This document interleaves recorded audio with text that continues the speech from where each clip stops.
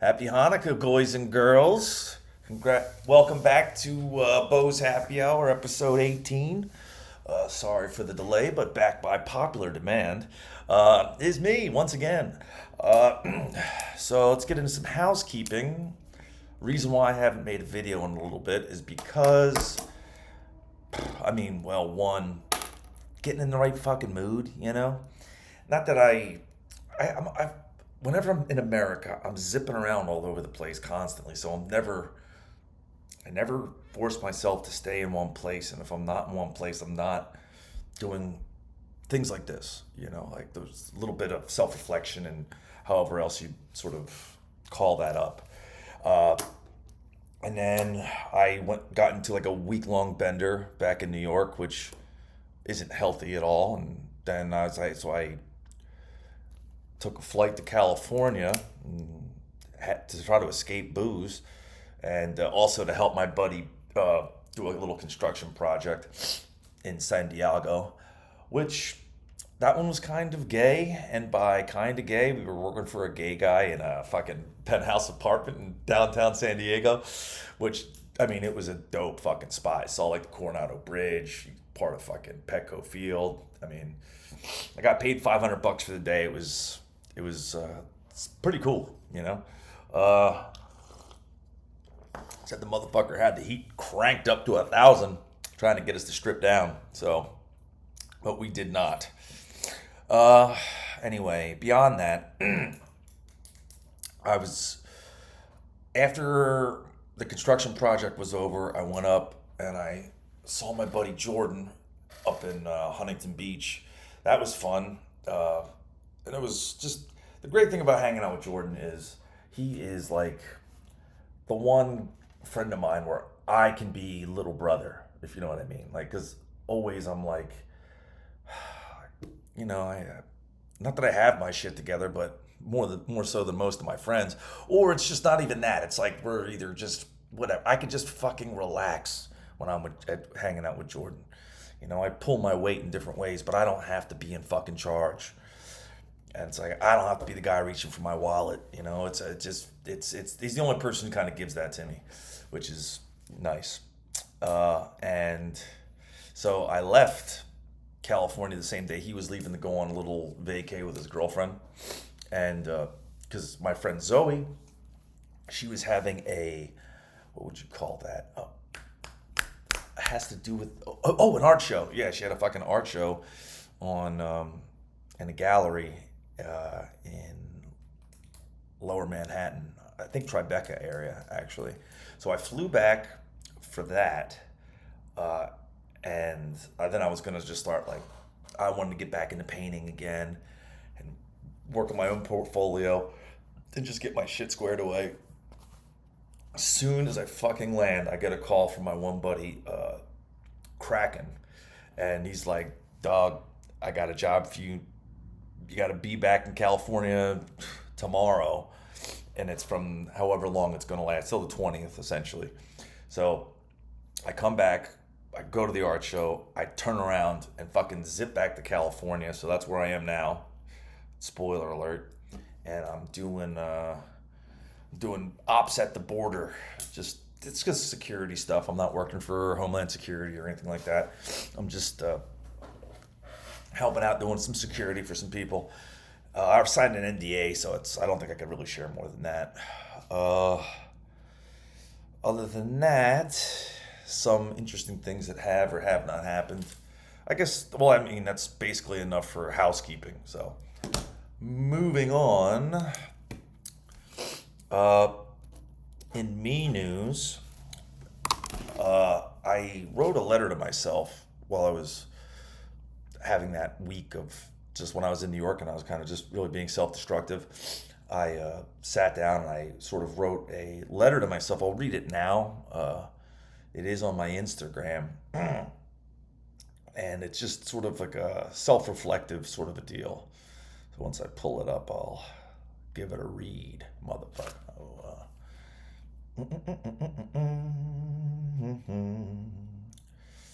Okay. I never consider me, who I am, or how I'm perceived. How do people look at this crazy cracker? Oh, but there I go again, hiding behind bombastic self-identifiers, trying to craft a prison that doesn't allow me for introspection. But the whole chain of thought that I want to explore here is to actually see myself objectively. What do people see when they look at me? A big scary retard? But if they scratch the surface, they'll find a lot of accomplishments, but not a lot of happiness.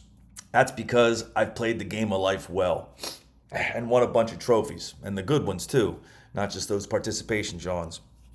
But I feel empty while wearing the laurels. If you go through, it's like you go through the thing to find out what you already knew, but on the other side, you feel validated. The most important thing I tried to pursue, I failed. That was marriage.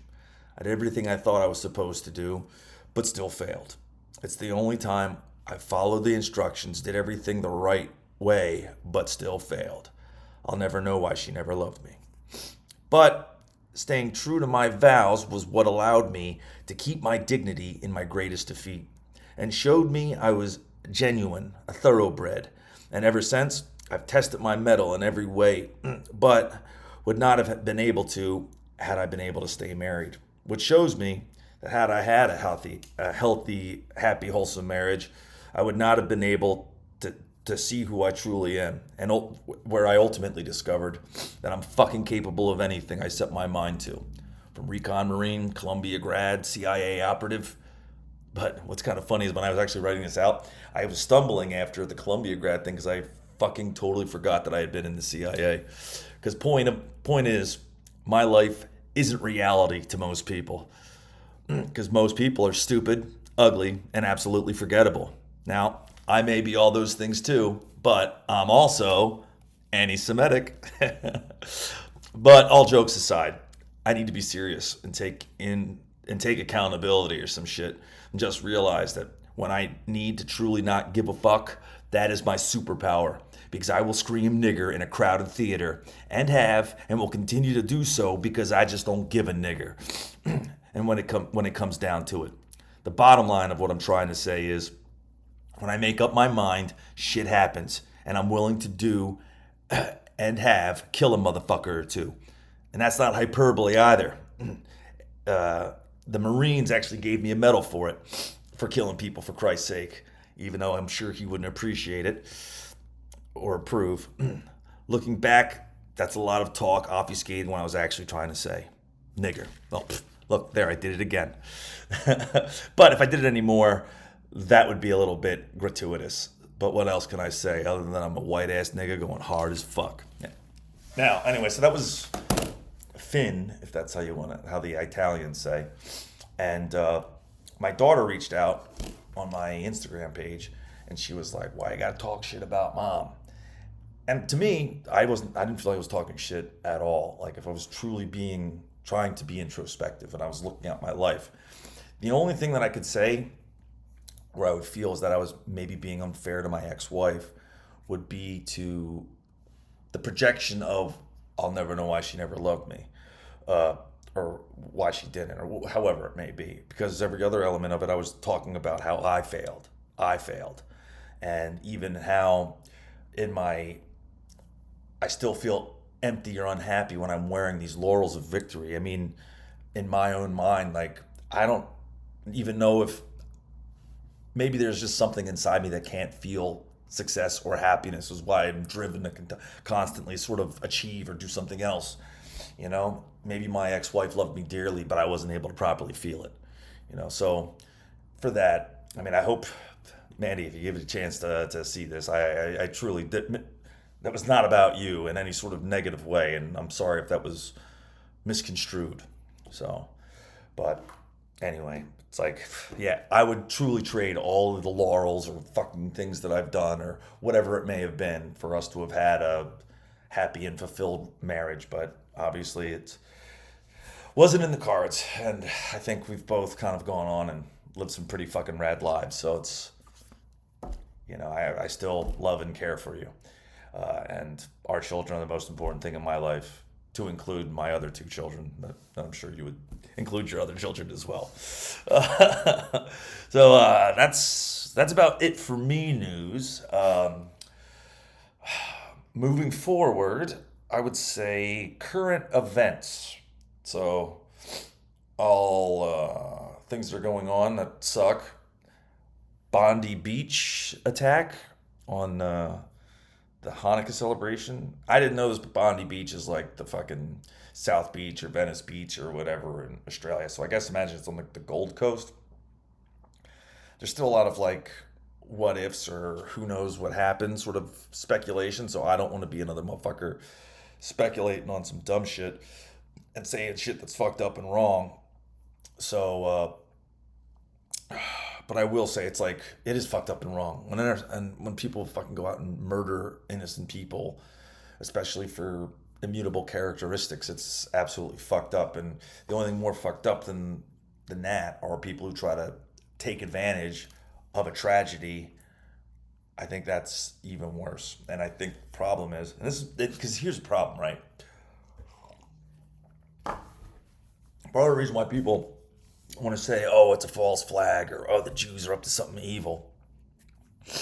Now, both things can be true, but what's probably more likely true is the reason why people think like that is because you have these politicians who come in and try to strip civil liberties away after the fact. Like the fucking Australian government's already trying to fucking push through new anti-Semitism laws as well as anti-gun laws, and I think, anti-Semitism is fucking absolutely disgusting, and hating anybody except for whatever reason, that's also retarded and stupid.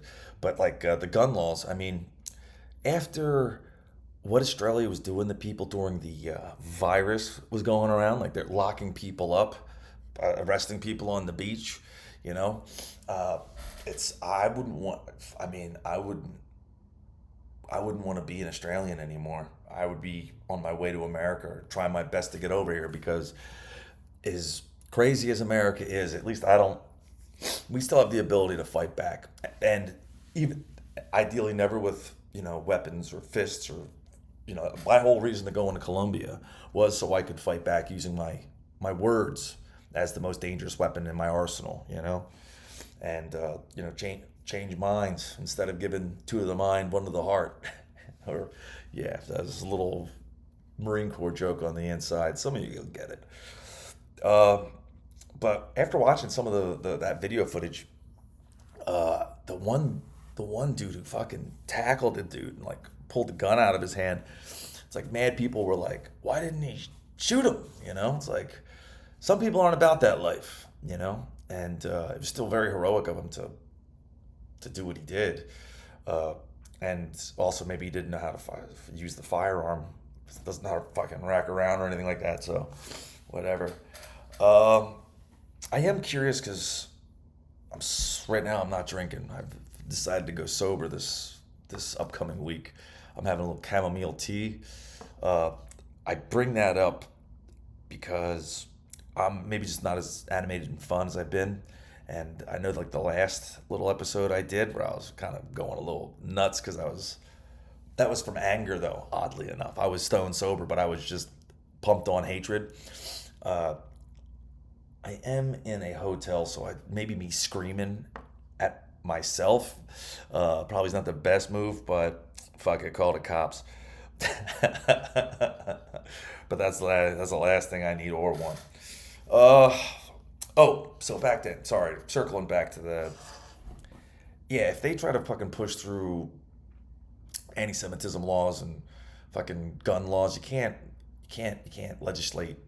legislate hatred, and you cannot, and I think stealing the rights of the Australian people is not a good thing, especially as it just seems like the entire West and the Anglosphere has mass imported immigrants from the third world, and the result has been the stripping of freedom and like an overreach of government, and pretty much the dilution of the native populations of Australia, Canada, New Zealand. I hear New Zealand is on pace to become like it went like was Australia. And well, I'm not even gonna talk about Australia. I'll just talk from Americans' perspective. America was like 80% white in 1998, or right around when I joined the Marine Corps. Now it's like 60%. So that's you don't have a 20% shift in demographics uh, in a matter of 20 years without it being by design. And that's another reason why people are like actually pushing back about or where like anti-Semitism has come from. Because I mean, oh, that's the other thing. Like, oh man, the fact that you can't criticize individual Jewish people without being labeled as an anti-Semite fucking sucks. Because I could just have a beef with somebody because they're an asshole or I don't like their politics, you know. And it's funny they're trying to give like Tucker Carlson and Miss Rachel anti-Semite of the year. I would say the people you should be fucking looking to give that Hallow Prize to is like the one is like some of the people, the spokesman for like Smotrich and Netanyahu, and like I mean some of those people they've said some pretty gnarly things, but even more than them, like some of these people don't fucking realize who when they're talking. Like the one woman from used to be like a speechwriter for Hillary Clinton or something like that was like, oh, I wish if here's where it'd be fun to like pull uh, video footage and stuff like that, or if I put any bit of effort into show prep. But like there was she was like, oh, you know, the problem with the Holocaust training is it's just like that people got the wrong idea. It's like when they see the big strong people, they're supposed to side with them. So like when the Nazis were beating up these, and then she was like, so but now that people are seeing the Israelis, big strong Israelis, you know, beating up the emaciated Palestinians, they got the wrong message. Just like I did that and saying it in front of a bunch of people, like it's beyond. It's like how detached you not realize what you're saying, like. And then there was that one dude, I forget when that pager attack went down. They had the guy who was like in the darkness and was like, "We set the stage. We write the play. We are the players and the producers of the global whatever." It's like people filling out every trope. And then there was the other chick, I forget what she said, but it was something along the lines of, "I don't know why people are turning on Jewish people. We've let every progressive left wing sort of thing for the past 60 years." It's like all these people are like naming out all these different things that if I were to say it, I could be in the running for anti-Semite of the year. I mean, that I want to make jokes about that but the reality of it is like I've got so many Jewish friends of mine who would fucking protest me getting the award. You know, it's like they would fuck up my big award. I could be somebody, but it would be great. I mean, I'm not going to name names. So I don't want to out them for, but it's yeah. I mean, some people they they just don't know what they're saying or doing, or they just don't think, or they're just not stepping outside of themselves enough. You know, I've kind of had a little run in with some idiots today. I saw something on the internet, like it was there's a guy David Harris Jr. who's like this black pro Trump guy, and he's got a lovely family, and he's like a hella MAGA dude, you know. And I will say, like some people have like when they push back on some of his stuff, like he has reacted in a way that was he's not like entirely dead to the party line.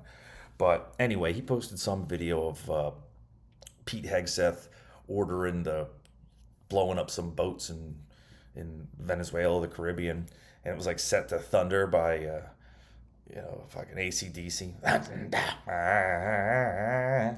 And I posted something along the lines, or just commented. It was just like I thought this was no new wars, and I'd rather see mass deportations and instead of and mass arrest for the Epstein files instead of distracting with a symbolic attack on freaking drug traffickers.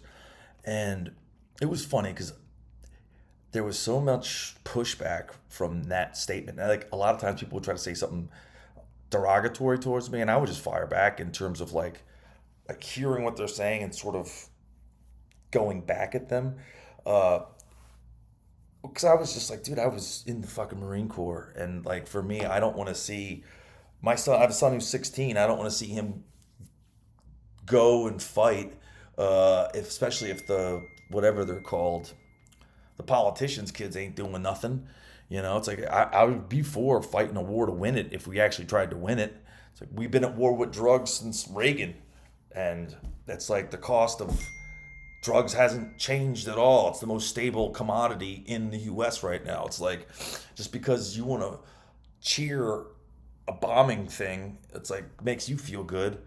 Yeah, some idiots were like, "Oh, I bet you do drugs," or "Oh, blah blah blah blah blah blah," or "Don't you feel stupid?" or "You're a cuck." I'm like, when they said I was a cuck, I was like, "Yeah, I'm tired of watching my country get butt fucked by these retarded ass politicians." You know, it's like, but when people weren't just doing ad hominem attacks, like it didn't take much for them to actually kind of see eye to eye. But I mean, but there's the idiots who were just being pricks.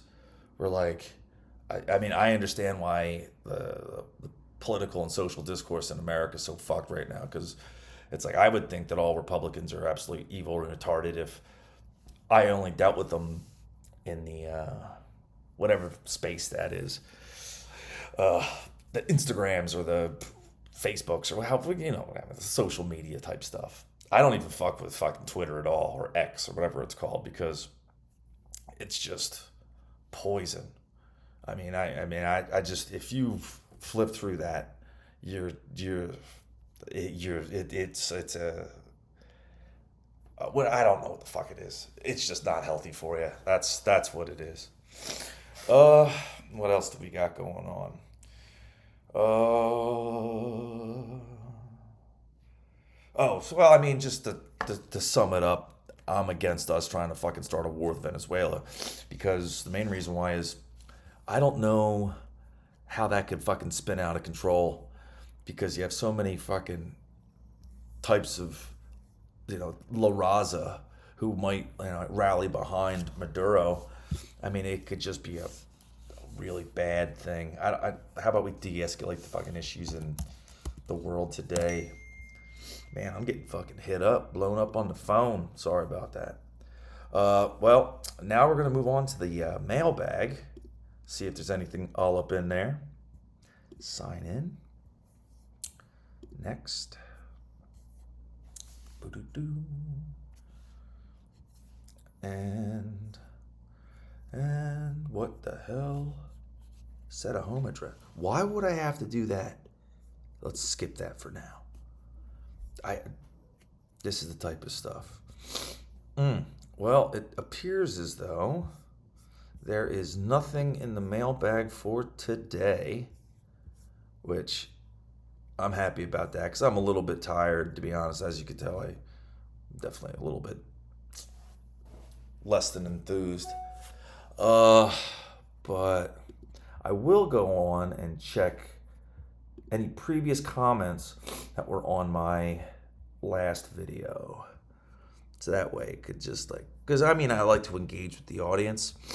For you loyal viewers, please subscribe, share, and comment down below. Also remember to send things to the mailbag at Beaux, BeauxsHH at gmail.com.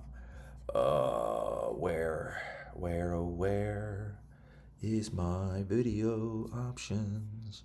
I'm having a difficult time finding what I'm looking for. Oh, here we go. Your videos. Okay, we're almost there.